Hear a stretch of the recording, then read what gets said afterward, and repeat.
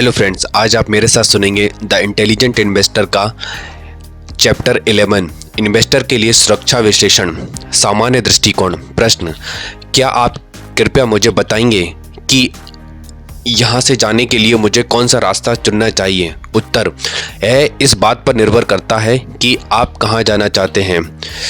Bliss Carroll, Alice adventures in Wonderland. भविष्य के लिए मूल्य लगाना। वे कौन से कारक हैं जो निर्धारित करते हैं कि आपको कोई भी स्टॉक खरीदने के लिए कितना तैयार होना चाहिए, जबकि आप देख रहे होते हैं कि एक कंपनी 10 गुना कमाई कर रही होती है, जबकि उसी समय दूसरी 20 गुना कमाई के लायक होती है, और आप तर्कसंगत रूप से यह कैसे सुनिश्चित कर सकते हैं कि आप एक स्पष्ट व उज्ज्वल भविष्य के लिए अधिक भुगतान कर रहे हैं, जो एक बुरा सपना भी हो सकता है? इन सब प्रश्नों को देखते हुए ग्राहम को लगता है कि ये वो 5 तत्व हैं जो इस परिस्थिति में निर्णायक हैं। उन्होंने इन्हें इस रूप में संक्षेप में प्रस्तुत किया है: कंपनी की सामान्य दीर्घकालिक संभावनाएं, इसके प्रबंधन की गुणवत्ता, इसकी वित्तीय ताकत और पूंजी संरचना, इसका लाभांश रिकॉर्ड और इसकी वर्तमान लाभांश दर। आइए आज के बाजार के अनुसार इन कारकों को परखें। दीर्घकालिक संभावनाएं। सबसे पहले बुद्धिमान निवेशक को उस कंपनी की कम से कम 5 साल की वार्षिक रिपोर्ट फॉर्म 10 के कंपनी की वेबसाइट से या EDGAR डेटाबेस से डाउनलोड करनी चाहिए। यह रिपोर्ट आपको 2 ओवरराइडिंग प्रश्नों के उत्तर देने में आपकी सहायता करती है, जो ये हैं: यह कंपनी क्या विकसित कर रही है? मुनाफा कहाँ से आया? अब इन प्रश्नों को हल करने में आने वाली समस्याओं को देखें। कंपनी एक सीरियल अधिग्रहण करता है। एक वर्ष में 2 या 3 से अधिक अधिग्रहणों का औसत पोटेंशियल ट्रबल का संकेत है। आखिरकार, अगर कंपनी खुद ही अपने स्वयं के निवेश की तुलना में अन्य व्यवसायों के स्टॉक को खरीदती है, तो आपको कंपनी की कहीं और भी जांच करनी चाहिए, और आपको कंपनी के एक अधिग्रहणकर्ता के रूप में कंपनी के ट्रैक रिकॉर्ड की जांच करनी चाहिए।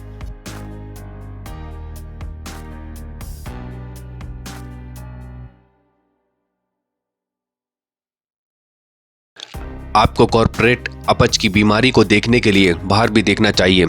जैसे कुछ कंपनियां हैं जिन्होंने बड़े अधिग्रहण कर लिए थे, अब उन्हें कॉर्पोरेट अपच हो रही है, जिसके कारण वे अब अपने पुराने अधिग्रहणों को वापस छोड़ने के लिए बेबस हैं। जैसे ल्यूसेंट मेटल, क्वेकर ओट्स और टाइको इंटरनेशनल उन कंपनियों में से हैं जिन्हें इस बीमारी से होने वाले नुकसान पर अधिग्रहण से बचना पड़ा है।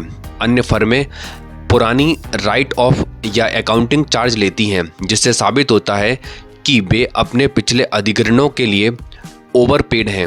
भविष्य के सौदे के लिए यह एक अपशगुन है। कंपनी एक ओपीएम एडिक्ट है, ये कर्ज ले रही है या अन्य लोगों के पैसे के बोट लोड यानी पर्याप्त राशि को बढ़ाने के लिए स्टॉक बेच रही है। वार्षिक रिपोर्ट में इस कैश फ्लो को ओपीएम के इन फैट इन्फ्यूजन्स को कैश फ्रॉम फाइनेंशियल एक्टिविटीज़ कहा जाता है। आप एक बीमार कंपनी को विकसित होते हुए भी देख सकते हैं, भले ही उसके अंडरलाइंग बिजनेसेस पर्याप्त कैश पैदा नहीं कर रहे हों। जैसा कि ग्लोबल क्रॉसिंग और वर्ल्डकॉम ने बहुत पहले यह लोगों को नहीं दिखाया था। कंपनी एक जॉनी वन नोट है जो अपने अधिकांश राजस्व के लिए एक ग्राहक पर निर्भर है। अक्टूबर 1999 में फाइबर ऑप्टिक्स निर्माता साइकेमोर नेटवर्क्स इंक ने पहली बार जनता को स्टॉक बेचा। प्रोस्पेक्टस से पता चला है कि एक ग्राहक विलियम्स कम्युनिकेशंस ने साइकेमोर के टोटल रेवेन्यूज, जो कि $11 करोड़ था, उसमें पूरे $11 मिलियन का निवेश किया था। व्यापारियों ने $15 अरब के साइकेमोर के शेयरों की निष्ठा से कीमत लगाई थी। दुर्भाग्य से विलियम 2 साल बाद ही दिवालिया हो गए। हालांकि साइकेमोर ने अन्य ग्राहकों को भी बाद में अपने स्टॉक बेचे, लेकिन साल 2000 और 2002 के बीच इसका स्टॉक 97% गिर गया। जब भी आप किसी कंपनी के विकास और लाभ के स्रोतों का अध्ययन करते हैं तो सकारात्मक के साथ साथ नकारात्मक पर भी नज़र रखें। ये कुछ अच्छे संकेतों में इस प्रकार हो सकते हैं: कंपनी के पास व्यापक बड़ी खाई हो या फिर बड़ा प्रतिस्पर्धी लाभ होना चाहिए, वरना एक उस महल की तरह जिसके चरों और कम चौड़ी खाई होने के कारण उसे आसानी से कब्जे में लिया जा सकता है, उसी तरह ही कुछ कंपनियों को उनकी उस छोटी खाई की वजह से ही आसानी से उनके प्रतिद्वंदियों द्वारा मार डाला जा सकता है, जबकि वे अन्य लगभग अवैध होती हैं जिनकी यह खाई काफ़ी चौड़ी होती है। कुछ ऐसी ताकतें होती हैं जो कंपनी की उस खाई को चौड़ा कर सकती हैं, जैसे कि एक मजबूत ब्रांड पहचान, मोनोपोली या नज़दीकी मोनोपोली, इकोनॉमीज ऑफ स्केल, सस्ते में बड़ी मात्रा में माल या सेवाओं की आपूर्ति करने की क्षमता, एक यूनिक इंटेंजिबल एसेट या एक रेजिस्टेंस टू सब्स्टिट्यूशन यानी प्रतिस्थापन के लिए प्रतिरोध आदि ही वे असली ताकतें हैं जो कंपनी को एक अवैध किले के रूप में अजेय बनाती हैं। कंपनी मैराथन है, जॉगिंग नहीं। आप आय विवरणों पर वापस जाकर देख सकते हैं कि रेवेन्यू और शुद्ध आय पिछले 10 वर्षों में सुचारू रूप से और तेजी से बढ़े हैं या नहीं। फाइनेंशियल एनालिस्ट जर्नल के एक हालिया लेख ने पुष्टि की कि अन्य अध्ययनों से पता चला है कि सबसे तेजी से बढ़ने वाली कंपनियां ओवरहीट और फ्लेम आउट हो जाती हैं। यदि कंपनी की कमाई टैक्स के बाद 10% की दीर्घकालिक दर से बढ़ रही है तो यह टिकाऊ हो सकती है, लेकिन 15% ग्रोथ हर्डल है कि कई कंपनियों ने खुद के लिए निर्धारित भ्रम पाल रखे हैं। इसके अलावा एक उच्च दर रिटर्न या 1-2 साल में विकास का अचानक फट पड़ना यह संकेत देता है कि आगे सब कुछ फीका पड़ने की संभावना निश्चित है। ठीक उसी तरह जैसे एक अनुभवहीन मैराथनर जो इस दौड़ को एक 100 मीटर दौड़ की तरह पूरी दौड़ने की कोशिश करता है। कंपनी बोती है और फिर काटती है। एक कंपनी को एक व्यवसाय को विकसित करने के लिए इस बात से कोई फर्क नहीं पड़ता कि इसके उत्पाद कितने अच्छे हैं या इसका ब्रांड कितना शक्तिशाली है, उसे कुछ पैसे अपने अनुसंधान और विकास पर खर्च करने ही होते हैं। हालांकि अनुसंधान और विकास खर्च आज विकास का स्रोत नहीं है, लेकिन ये कल हो सकते हैं, खासकर अगर एक फर्म के पास नए विचारों और उपकरणों के साथ अपने व्यवसायों को फिर से जीवंत करने का एक सिद्ध रिकॉर्ड होना चाहिए। अनुसंधान और विकास का औसत बजट उद्योगों और कंपनियों के भिन्न भिन्न होता है। जैसे साल 2002 में प्रॉक्टर एंड गैम्बल ने R&D पर अपनी शुद्ध बिक्री का लगभग 4% खर्च किया था, जबकि 3M ने 6.5% और जॉनसन एंड जॉनसन ने 10.9% खर्च किया था। लंबे समय में एक कंपनी जो R&D पर कुछ भी खर्च नहीं करती है वह कम से कम उतना ही कमज़ोर है जितना कि बहुत खर्च करता है। मैनेजमेंट की गुणवत्ता और आचरण। एक कंपनी के एग्जीक्यूटिव्स को यह बताना चाहिए कि वे इनके विकास के लिए क्या करेंगे और फिर उन्हें वो करना चाहिए जो उन्होंने करने के लिए कहा हो। इसकी पुष्टि के लिए पिछली वार्षिक रिपोर्टों को पढ़ें कि प्रबंधकों ने किस पूर्वानुमान का अनुमान लगाया था और क्या उन्होंने उन्हें पूरा किया या उससे कम किया। प्रबंधकों को अर्थव्यवस्था, अनिश्चितता या कमजोर मांग जैसे सभी उद्देश्य वाले अनिश्चित कारणों को दोषी ठहराने के बजाय अपनी विफलताओं को स्वीकार करना चाहिए और उनकी जिम्मेदारी लेनी चाहिए। अब यह भी जांचें कि क्या अध्यक्ष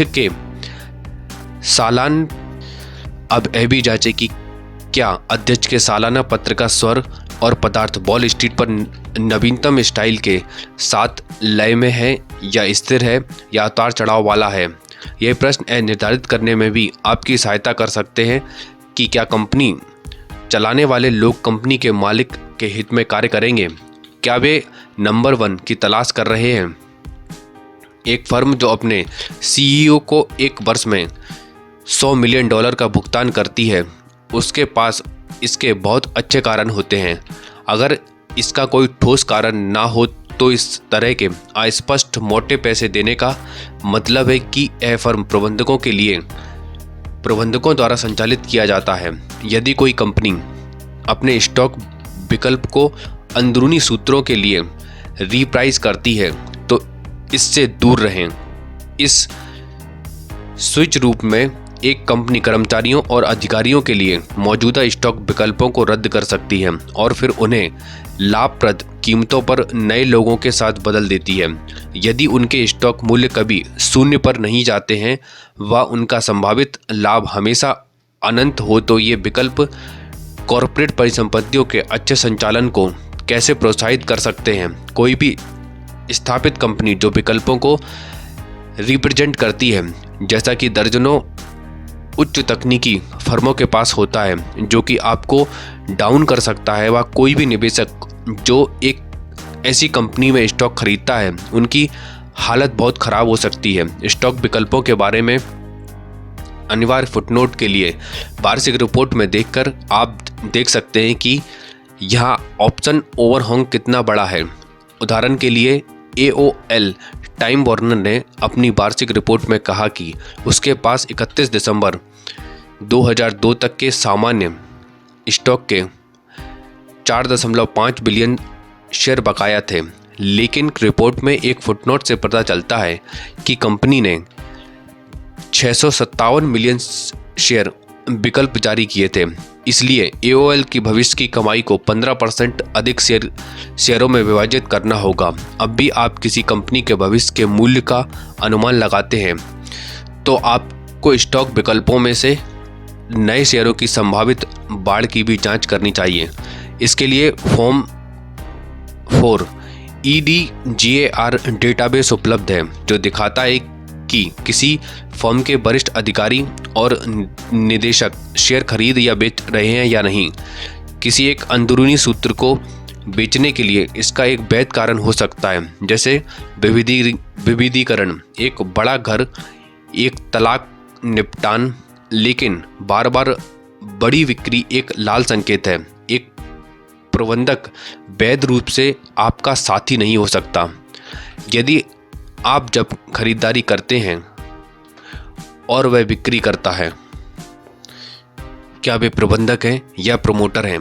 कार्यकारी अधिकारियों को अपना अधिकांश समय अपनी कंपनी के निजी प्रबंधन में बिताना चाहिए, ना कि इसे निवेश करने वाली जनता के लिए बढ़ावा देना चाहिए। अक्सर सभी CEO शिकायत करते हैं कि उनके स्टॉक में कोई फर्क नहीं पड़ता है कि यह कितना ऊंचा जाता है। वे ग्राहक के आग्रह को भूल जाते हैं कि प्रबंधकों को स्टॉक की कीमत को बहुत कम या बहुत अधिक होने से रोकने की कोशिश करनी चाहिए। इस बीच सभी मुख्य वित्तीय अधिकारियों को अर्निंग्स गाइडेंस या कंपनी के तिमाही मुनाफे का अनुमान लगाना चाहिए, जबकि कुछ फर्म लगातार अस्थायी, तुच्छ या काल्पनिक अवसरों का घमंड करते हुए प्रेस विज्ञप्ति जारी करते हैं। कुछ कंपनियां, जिनमें कोका कोला, जिलेट और USA इंटरैक्टिव शामिल है, ने वॉल स्ट्रीट की अल्पकालिक सोच के लिए बस ना कहना शुरू कर दिया है। ये कुछ बहादुर संगठन अपने वर्तमान बजट और दीर्घकालिक योजनाओं के बारे में अधिक विस्तार प्रदान कर रहे हैं, जबकि ये अगले 19 दिनों के लिए अटकलें लगाने से इनकार करते हैं।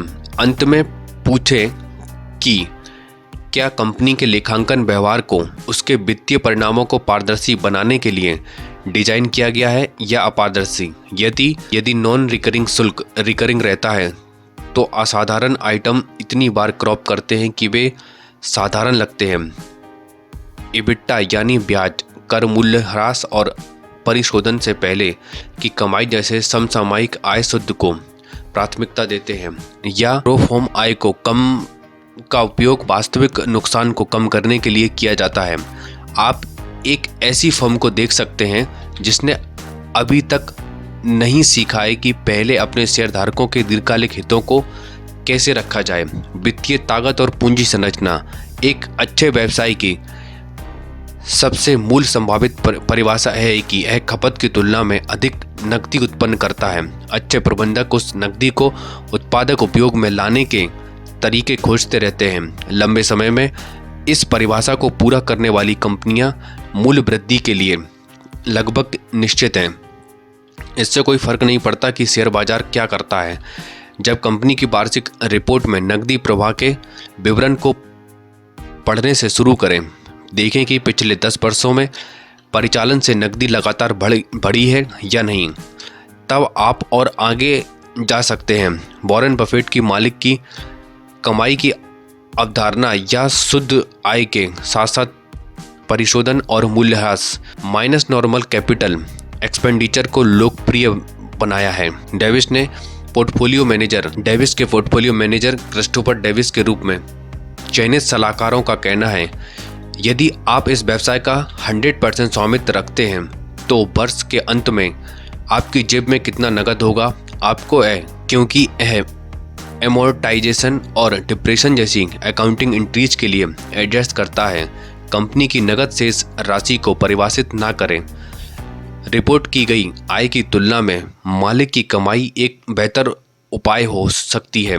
मालिक की कमाई की परिभाषा को ठीक करने के लिए आपको रिपोर्ट की गई शुद्ध आय से घटा देना चाहिए। स्टॉक विकल्प देने की कोई भी लागत जो मौजूदा शेयरधारकों से आय को नए मालिकों के हाथों से दूर कर देती है। कोई भी अनयूजुअल, नॉन रिकरिंग या एक्स्ट्राऑर्डिनरी शुल्क, कंपनी के पेंशन फंडों से कोई इनकम, यदि पिछले 10 वर्षों में प्रति शेयर मालिक की आय कम से कम 6% या 7% की औसत से बढ़ी है, तो कंपनी नकदी का एक स्थिर जनरेटर है और इसके विकास की संभावनाएं अच्छी हैं। इसके बाद कंपनी की पूंजी संरचना को देखें। कंपनी के पास कितना ऋण, पसंदीदा स्टॉक सहित देखने के लिए बैलेंस शीट को देखें। सामान्य तौर पर दीर्घकालिक ऋण कुल पूंजी का 50% से कम होना चाहिए। वित्तीय वक्तव्यों के चरणों में यह निर्धारित करें कि क्या दीर्घकालिक ऋण निश्चित दर या वेरिएबल हैं। फिक्स चार्ज के लिए कमाई का अनुपात दिखाने वाली प्रदर्शनी या विवरण के लिए वार्षिक रिपोर्ट में देखें। Amazon.com की 2002 की वार्षिक रिपोर्ट में यह दर्शाया गया है कि अमेजन की आय अपनी ब्याज लागत को कवर करने के लिए $145 मिलियन कम हो गई है। भविष्य में अमेजन को या तो अपने संचालन से बहुत अधिक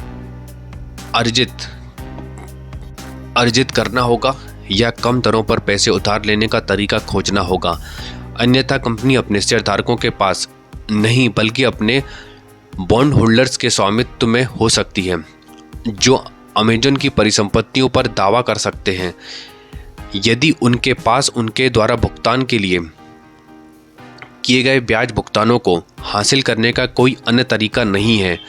लाभांश और स्टॉक पॉलिसी पर कुछ शब्द। कंपनी इस बताने के दबाव में यह बताएं कि आप लाभांश का भुगतान नहीं करते हैं तो आप बेहतर हैं। यदि फर्म लगातार अच्छे बाजारों और खराब परिस्थितियों में आगे निकल गई है तो प्रबंधक को इसमें स्पष्ट रूप से उपयोग के लिए नकदी डालना चाहिए। यदि हालांकि व्यापार लड़खड़ा रहा है या स्टॉक अपने प्रतिद्वंदियों को कम आंक रहा है तो प्रबंधक और निदेशक लाभांश का भुगतान करने से इनकार करके नकदी का दुरुपयोग कर रहे हैं। जो कंपनियां बार बार अपने शेयरों को विभाजित करती हैं और उन्हें प्रेस रिलीज में बताती रहती हैं, वे अपने निवेशकों से डॉल्स की तरह व्यवहार करती हैं। योगी बेरी की तरह, जो चाहते थे कि उनका पिज्जा 4 स्लाइस में कट जाए। मुझे नहीं लगता कि मैं 8 खा सकता हूँ। शेयर पसंद करने वाले शेयरधारकों को यह बात याद आती है जब $50 पर एक शेयर के 2 शेयर $50 पर एक से अधिक शेयर के लायक नहीं है। प्रबंधक जो विभाजन को बढ़ावा देने के लिए निवेश करने वाली जनता की सबसे बुरी प्रवृत्ति का समर्थन करते हैं, लेकिन बुद्धिमान निवेशक इस तरह के जोड़ तोड़ करने वाली बालों पर भी कभी भी पैसा लगाने से पहले 2 बार सोचेंगे। कंपनियों को अपने शेयरों को तब खरीदना चाहिए जब वे सस्ते हों या जब वे रिकॉर्ड ऊंचाई पर या उसके निकट हों। दुर्भाग्य से हाल ही में जो स्टॉक अतिरंजित हो, तब कंपनियों के लिए अपने स्टॉक को उस समय पुनर्खरीद करने के लिए बहुत आम बात हो गई है। किसी कंपनी के लिए यह गलत नहीं है कि उस पैंतरेबाजी का असली उद्देश्य शीर्ष अधिकारियों को शेयरधारक मूल्य बढ़ाने के नाम पर अपने स्वयं के स्टॉक विकल्प बेचकर मल्टी मिलियन डॉलर का भुगतान करने में सक्षम बनाना है। वास्तविक सबूतों की पर्याप्त मात्रा वास्तव में बताती है कि प्रबंधक जो शेयरधारक मूल्य बढ़ाने के बारे में बात करते हैं शायद ही कभी ऐसा करते हैं। निवेशक में, जैसा कि सामान्य रूप से जीवन में होता है, अंतिम जीत आमतौर पर काम करने वालों को जाती है, बात करने वालों को नहीं।